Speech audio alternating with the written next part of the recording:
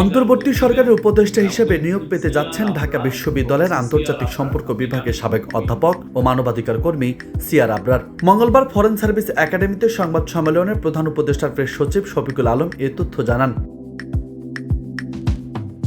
শফিকুল আলম বলেন, অধ্যাপক সিআর আবরার উপদেষ্টা হিসেবে আগামীকাল বেলা 11টার দিকে শপথ নিতে পারেন। ওনাকে শিক্ষা উপদেষ্টা করা হবে। বঙ্গভবনে নতুন এই উপদেষ্টার শপথ গ্রহণ অনুষ্ঠিত হবে।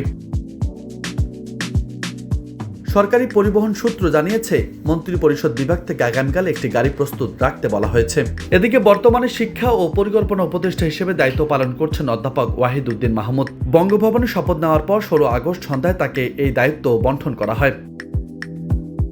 নিউজ ডেস্ক, বার্তা 24।